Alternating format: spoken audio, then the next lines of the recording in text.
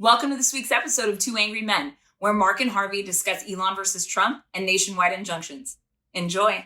I reached out to Elon. So he starts asking me about Amber Heard for 2 hours. For 2 hours. I had to end the meeting finally. He just wanted to know what I knew about Amber Heard. Welcome to the Two Angry Men podcast. Mark, before we start, I should just explain. I am not in prison because I know it looks like it. Well, I was going to say, it's really, it's our relationship has developed that in order to make me comfortable on Zoom, that you've now kind of checked yourself into some prison and decided that that's where I'm most comfortable talking to somebody. No, I am out of town, and this was the best I could do. So, okay, let's talk. So this war now between Donald Trump and Elon Musk, it is just one of the most entertaining things I have seen in memory. But there are consequences here. So let's declare our positions. Who's the winner and who's the loser? If you have to pick a winner and a loser, who are you picking as the winner? Oh, as of right now, clearly Donald Trump is the winner. I'm picking Elon Musk. Wow. Now, let me make the case for this first of all. And I will make a prediction towards the end of this is where I think we're going to end up. Okay. Why do I say Donald Trump is clearly the winner? All you have to do is look at what has happened with these tweets by Elon Musk. These tweets have gone from 0 to 100 faster than a Tesla Plaid.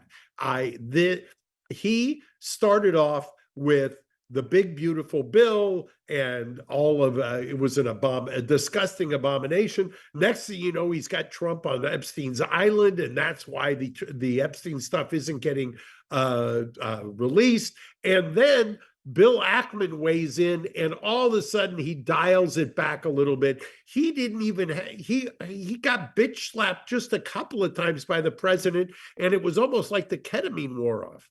So before I get into why I think Elon is ultimately going to win this, why has Donald Trump been so tame in this? This is uncharacteristic that when people do way less, he does way more when he comes out. And I'm going to talk about this in a minute because I've got two stories, one about Donald Trump and one about Elon Musk that I have never talked about, but I'm gonna with you. Okay. And it's about revenge. It's about revenge. So why is Donald Trump so tame right now?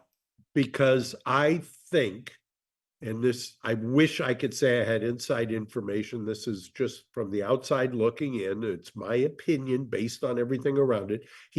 Donald Trump has talked famously about the trials and tribulations of his brother who died as a result of being an alcoholic. He credits the fact that addiction is why alcohol's never touched his lips. And I think that he had great admiration for his brother. He looked up to his brother. He thought his brother was handsome, had the world by the tail, and then was done in.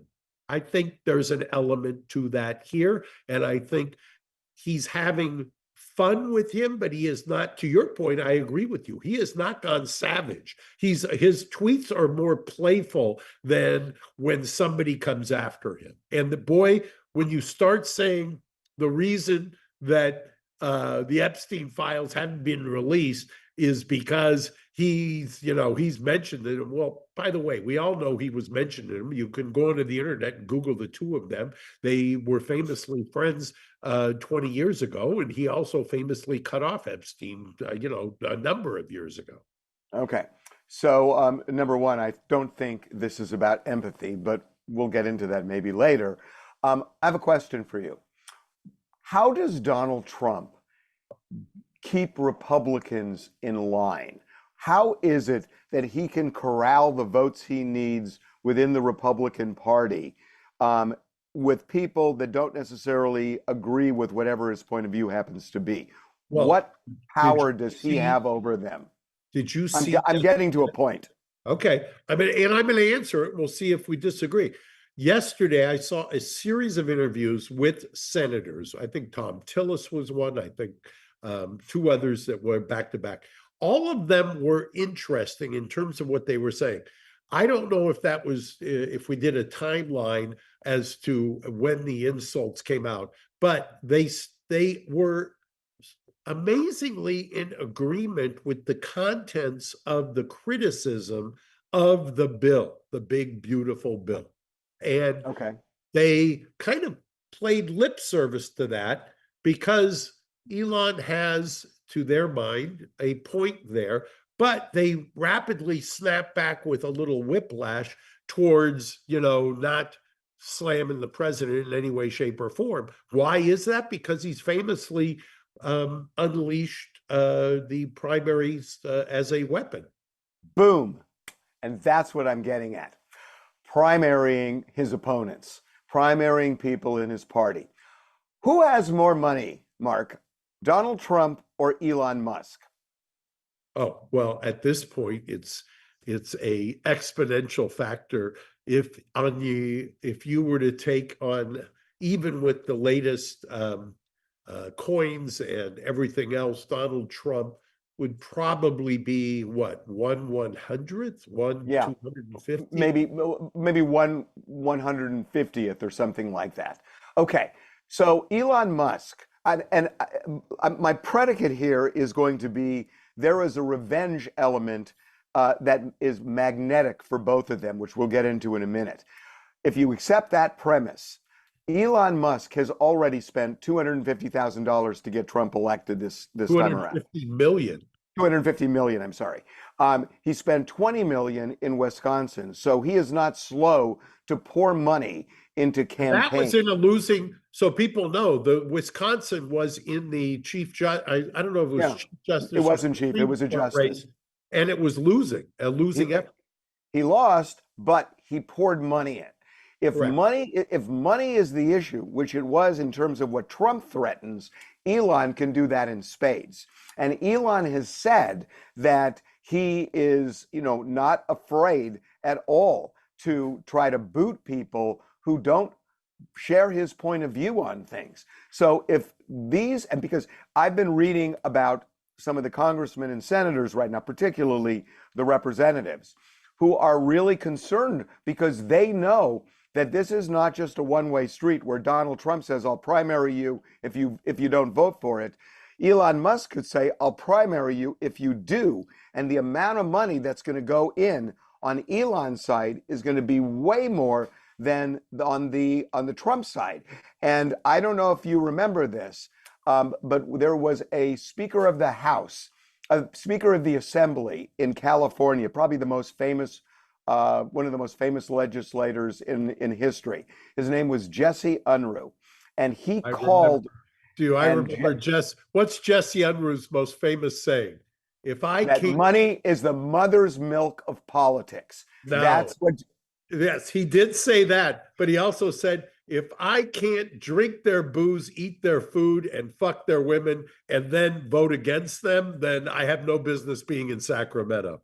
That's Jesse Unruh. But he did say money is the mother's milk of politics. And he's right. And Elon Musk has way more to spend than Donald Trump. So if these congressmen, and by the way, we're talking a razor thin majority the Republicans have. And if these congressmen and senators are looking at money, Elon Musk is at least as powerful as Donald Trump. Except where does Elon get a lot of his money?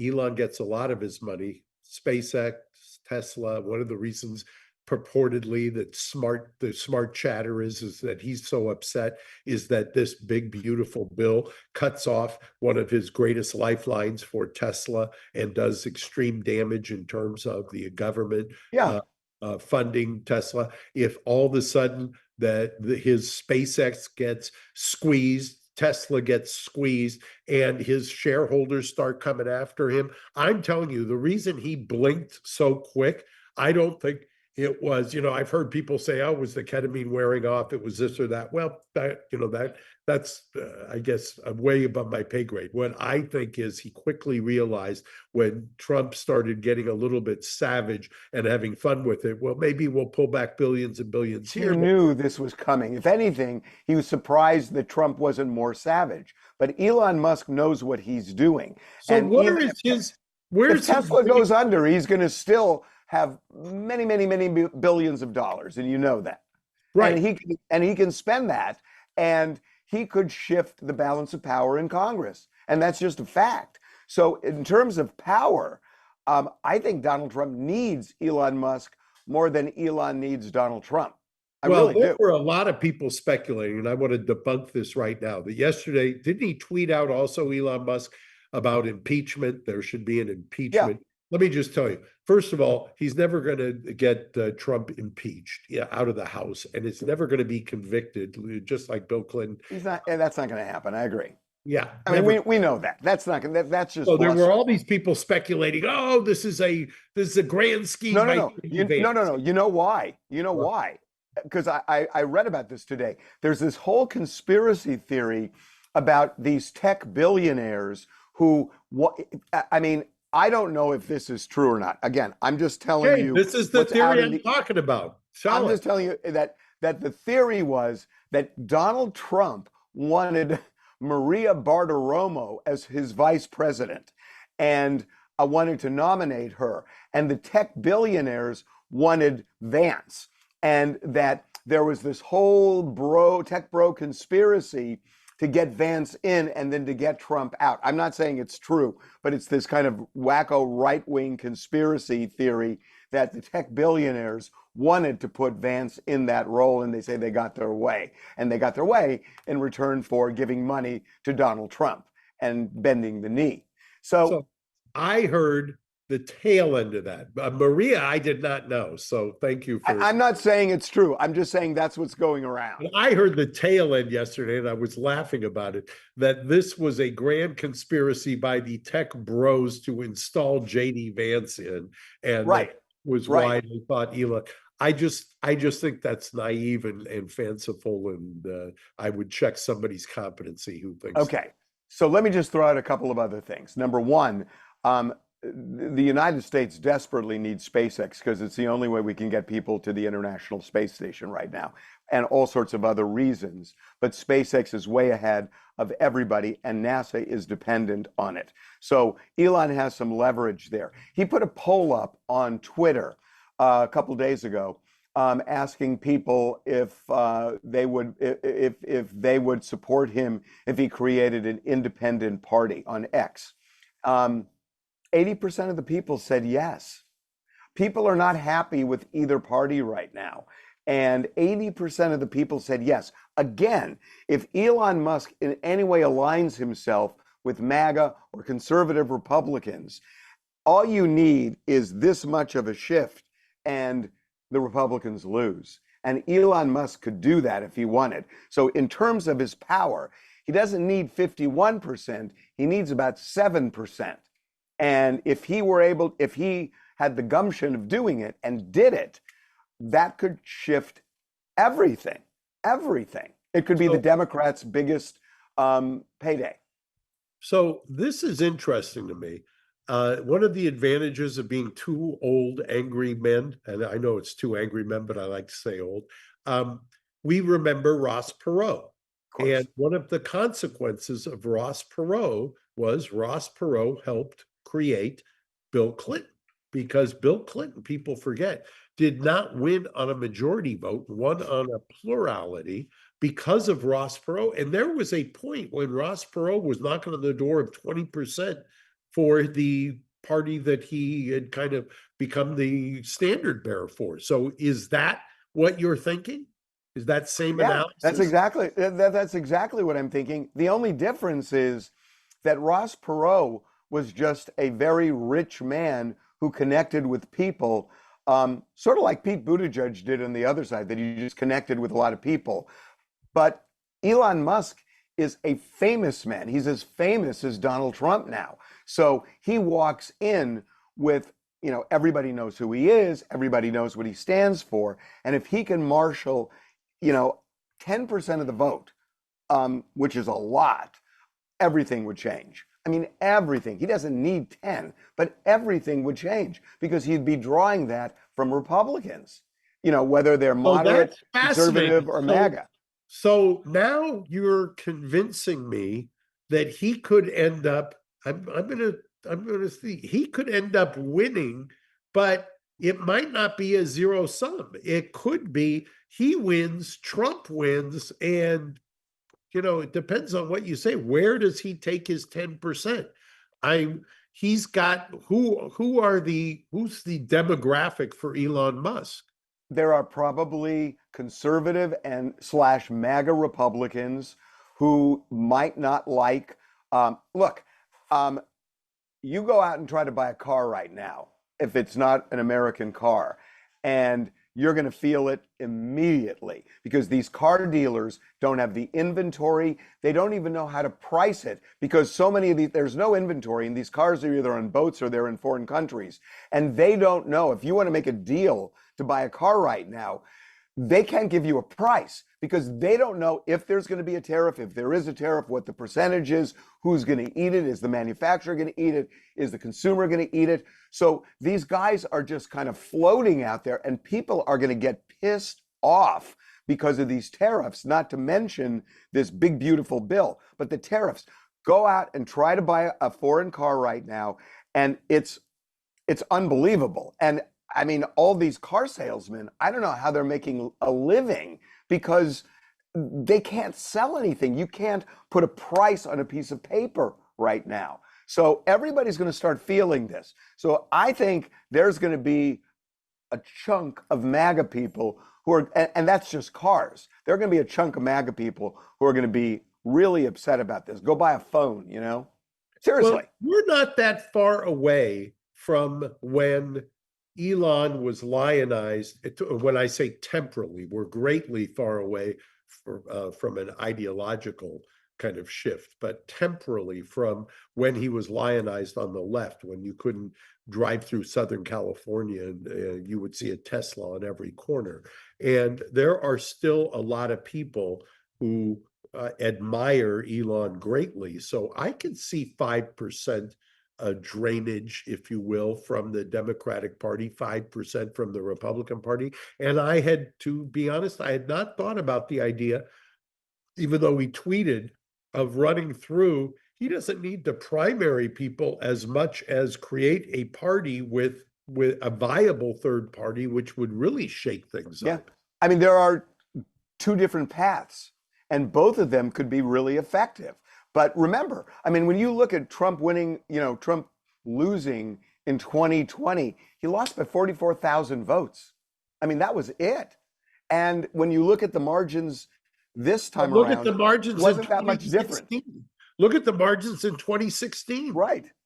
I mean, and so if Elon Musk marshals that going either route, I think he's got way more power than everybody's dismissing him as crazy right now. So you want to hear my revenge stories? Yes, I do, actually. Okay. You've got my attention and you've moved me, even though I haven't come off of my position, but I'm coming closer to yours.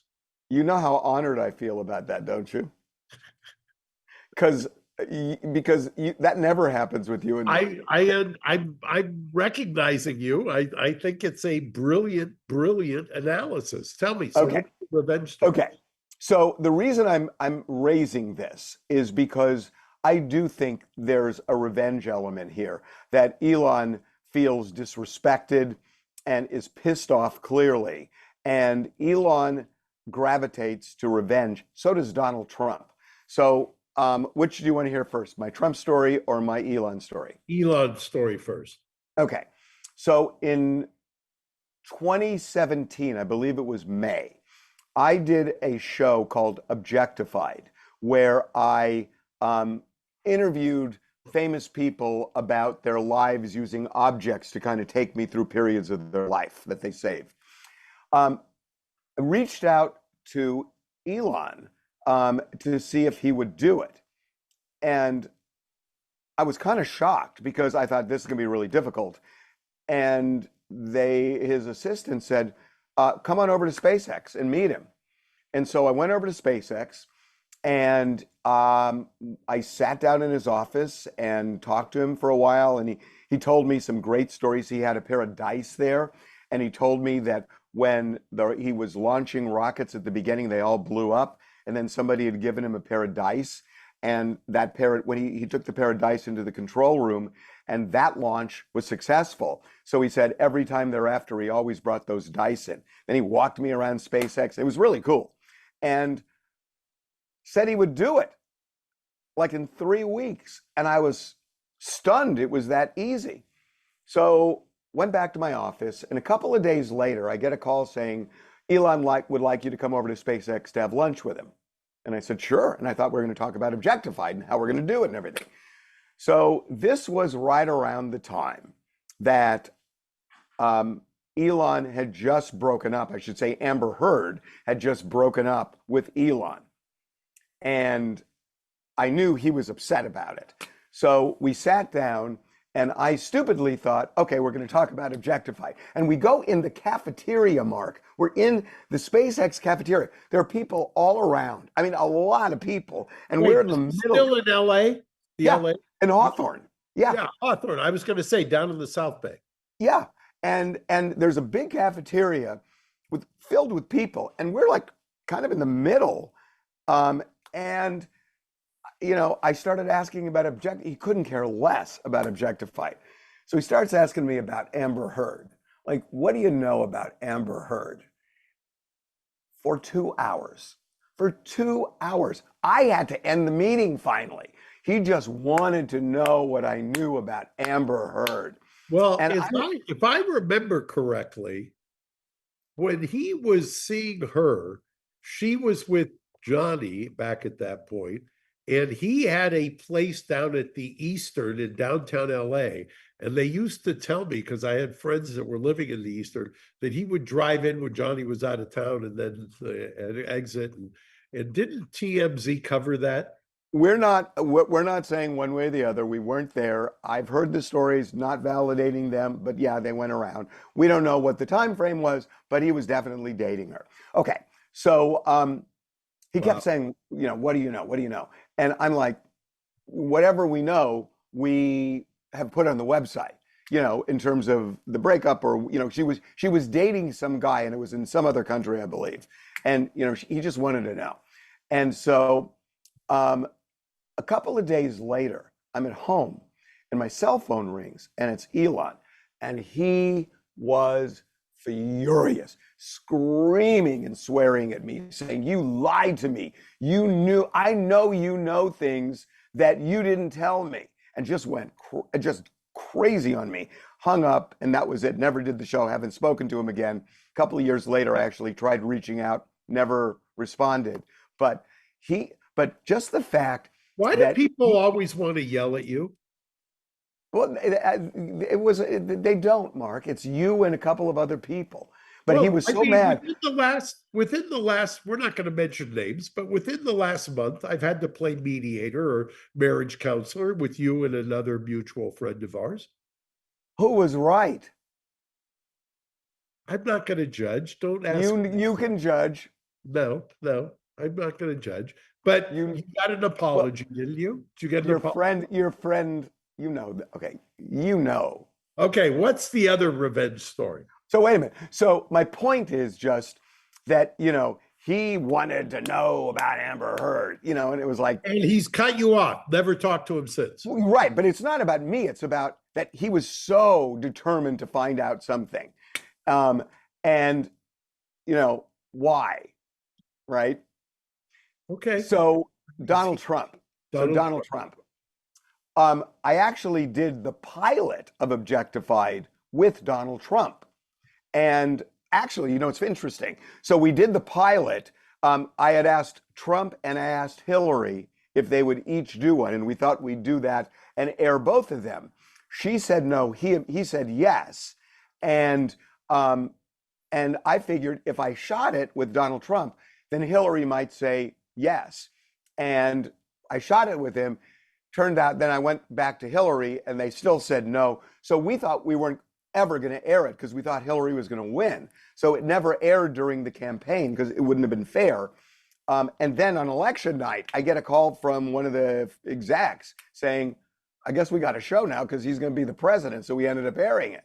So when we were shooting it, I think it was September 2016, a former beauty queen pageant had tweeted something negative about him. And he came up to me because it was in between the portions of the shoot. And he was pissed. And he was saying, I'm going to tweet something about, she gained 20 pounds. And I remember just looking at him and saying, really? That's a terrible thing. You shouldn't do that. And, but he wanted to, and that was his instinct. And he didn't do it, but as far as I know, but he wanted to immediately go for that. So both of them have elements of revenge.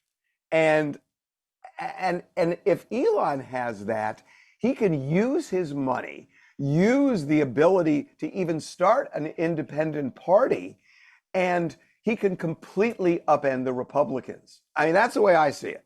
Okay, so I will readily admit you've moved me with the independent party. I can see that. I think that we're at, the 90s are calling, and that could be a revamp of the 90s. But on the element of revenge, I always think, to borrow Adam Carolla's line, there's fuck you money and there's fuck me money. And fuck me money is a whole new level where there is no point to it, but you want to seek revenge. So I get it. I get Yeah, it's really funny because I don't know, you're talking about fuck you money. I'm reading a book with the best title, and it's a fabulous book. You know what it's called? What? And it's called The Haves and Have Yachts. And it's about all these, Bezoses and oligarchs that have these, they call them giga yachts. Those are the biggest ones, like 500 feet long. And just the culture and what goes into all of that. And it's just fascinating. But they relish in that fuck you money. And Elon has that money. And Elon can spend it. And if he has that element of revenge, feels like he was humiliated, realizes that Doge is going to become undone. They're already starting to undo it. And then feels that Trump used him, and then looks at the Tesla stock and everything else. I don't think he's going to be kumbaya about that. Well, I like I said, I still will take Trump in this battle, but Elon may, in the long run, have the last laugh. So that's where you've moved me to. Okay, well, I will take that as a huge victory. Yeah, it is. You moved me. I moved Mark Geragos. Yeah. And by the way, I may just parole you from whatever prison you're sitting in. Speaking of, what's going on with the Menendez brothers? Why was this thing moved to later in the summer? I thought they want to get out now. No, they did, but when the day after they were resentenced, the governor said, I'm now going to convert the clemency investigation into a parole hearing. Right. Oh, and that delayed it? That delayed it, yeah. Okay. Can I talk about one other thing before we split? Because I had a big argument with one other thing. As long as you're not going to walk me into some violation. No, I'm not. I'm not, because I know you can't talk about Diddy. Because per the judge and your daughter's in the case and all the other. By the way, we broke your daughter's pregnancy news. Yes, I know. Thanks. I heard about that. I heard a lot about that. So I hope she wasn't pissed. No. She just figured that's what I do. Okay. So I had a big argument with somebody about this yesterday. So Donald Trump is trying to get, I would assume, the Supreme Court to say federal district judges, the trial judges in the federal system, should not have the right to stop executive orders, with immigration and other things, that it shouldn't be these federal judges. I disagree with a lot that Donald Trump says. I see his point on this, because the idea is you have hundreds and hundreds of federal judges, and whether it's a Republican or Democrat in the Oval Office, the opposition can find some judge in the country, in Iowa or Texas or somewhere, to say it's unconstitutional what he or she is doing. I'll issue an injunction, and it upends the order. And it's just, you can go to any of the 400 or 500 judges, and you just find one to say it, and it just stops everything. And the reality is the Constitution only creates a Supreme Court. It doesn't create any other court, just the Supreme Court. And it's, the three branches of government. The Supreme Court has the ability to check the president. So the argument would be that if the president is going to be stopped based on something being unconstitutional, that should come from the Supreme Court. Even a temporary should come from the Supreme Court and not a lower court, even the Court of Appeals. So this whole argument also plays into, and you got to put it against or next to or the backdrop of these what are called nationwide injunctions, where Right. And both sides have done this, by the way.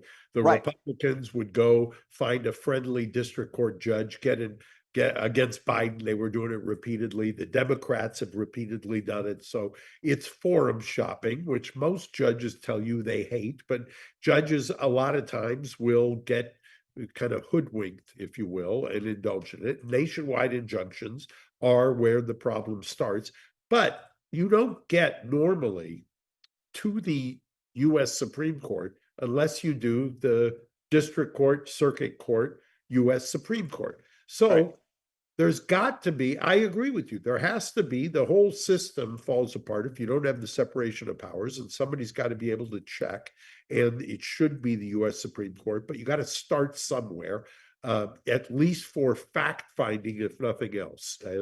And so to my mind, the way to solve this problem is to rein in nationwide injunctions and then maybe fast track district, circuit court, U.S. Supreme Court. Interestingly, the special counsel in prosecuting Donald Trump criminally tried to jump over from the district court to the U.S. Supreme Court in D.C., which I thought was interesting. And now we've got all of these kinds of pressure testing of the courts, and I think it's fascinating. We could do a whole show on it.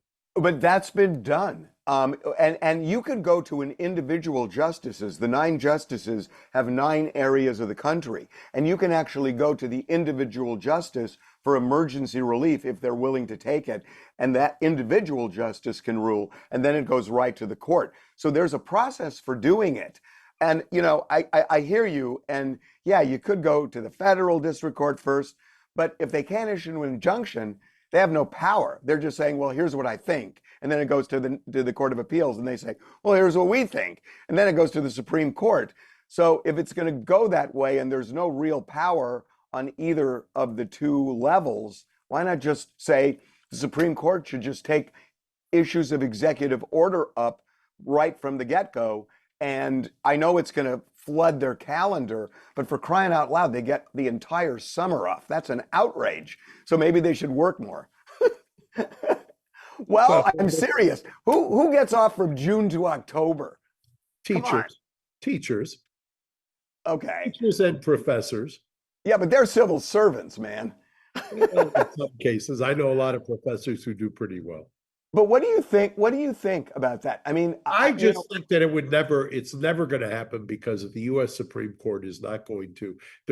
I think it's a more constitutionally based prohibition from original jurisdiction always being in the U.S. Supreme Court for all of these things, and they're never going to rule that. I don't think my feeling always is with judges, one of your most persuasive arguments with a judge is to frame it in terms of judicial efficiency. You don't get very far with most judges when you say, hey, judge, I want you to decide it this way, because then you're going to be inundated with cases. I mean, I've been arguing for years that motions under 12b-6 in the federal court at the district court level are a calendar management tool where judges just end up granting them just so that they can free up their calendar. So I don't get, when you say, I know it's going to open the floodgates, that to me is the death knell for that argument. Well, I'm not sure that the Supreme Court is going to say that federal judges individually can issue nationwide injunctions on I executive don't think orders. so either, but they could say that let yourself work it up. And, and I was thinking about it as you're bringing it up, when you get a judge who's going to rule on whether or not a whole class of people can be dismissed, for instance, speaking of Doge, where is the place where that would have the jurisdiction for that? So there's going to be jurisdictional arguments. I do have one other question for you. Yes. Your wife told me you don't like even taking vacations, that you're just this workhorse. Why don't you like taking vacations? Doesn't it just... You want to be, and I know this sounds trite, I love what I do. I know. I do. But don't you need just to get away and think? My getaway, I have other ways to get away, and it's not that. I love what I do. How about you, speaking of vacations? I got to get away. I mean, come up with you're on at a level I don't think people truly understand. You're in bed when most people are just finishing. I live like a child. Yeah. And you're a variation on Warren Buffett, who used to say actuarial tables say that 6-year-olds have the greatest longevity, and that so he eats like a 6-year-old. You take that to the next level where you just figure, if I go to sleep early like a toddler and wake up like a toddler, I'm going to live the longest. No, but that's not it. It's just honestly, my day is just so filled with work that I have no time to reflect or think. And the best ideas I come up with when I get away, when I can just like actually have this thinking time. And I don't like sit down and say, okay, let me think of an idea. But when you kind of clear the decks, and you never fully clear the decks, but even for like a week, just to be able to not be on that kind of rigid military-like schedule, ideas come to you. And my best ideas have always come to me. TMZ came to me on vacation. Whether you think it's a good idea or not, I don't know. So I have a question, and we'll end with this. Did you just check into solitary confinement? And that's... No, I'm not. This happens to be a bland background, okay? Okay, if that's a vacation, you need to upgrade your vacation. Well, it was cheap. Yeah, apparently 3 meals with a cot. I love it. Okay. Harvey, I'll see you next week. I'll see you next week. Bye-bye.